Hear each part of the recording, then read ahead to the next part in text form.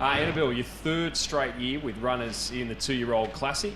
Excel Dior, we'll start with her. She's over the odds now, surely. Well, you'd hope so. Probably up until Saturday, she'd been one of the main hopes. She'd been very good in her first 2 starts, and it was probably a little bit disappointing here. On Saturday, she was obviously short price favourite, but she seems to have bounced through the run. We've just freshened her up. She went to the paddock for a couple of days. She won't have done much this week, but it's got a good record.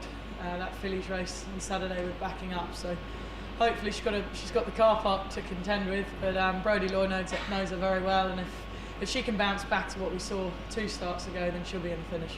And state your case with Empress of Wonder. Yeah, she's a really nice filly.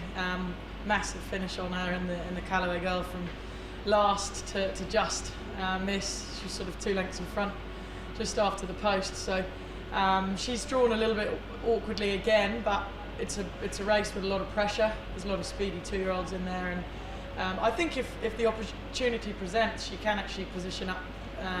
She doesn't have to go back necessarily, but it'll need a smart ride from Chad. But I think if he can get a bit of luck and there is a lot of pressure, she'll be one of the strongest late. Who do you see as the main threat in the race, aside from your 2, of course? Oh, there's a number. Obviously, the Snowdens know how to train 2-year-olds and how to win this race. Emperor of Japan looked like he had improvement to come, I thought, from his last up run, and Platinum Jubilee as well. But there's a number of horses that can win. A lot of it comes down to luck, and it's not always the favourite that does win this race. You've seen racing all over the world and how it's promoted. Tell us what's unique about this week on the Gold Coast and why you love it. Katie and Jerry, they're just geniuses. What they've done. It's not just a horse sale now. It used to be, but with the race day now getting bigger and bigger. The crowds, every year you come back, it's more. I don't know how they fit everyone in. There's more and more people. The atmosphere is incredible.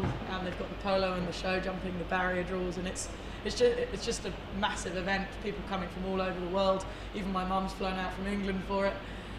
So it's great to have that international presence here, and it's one of my favourite race days of the year. What would it mean to win it?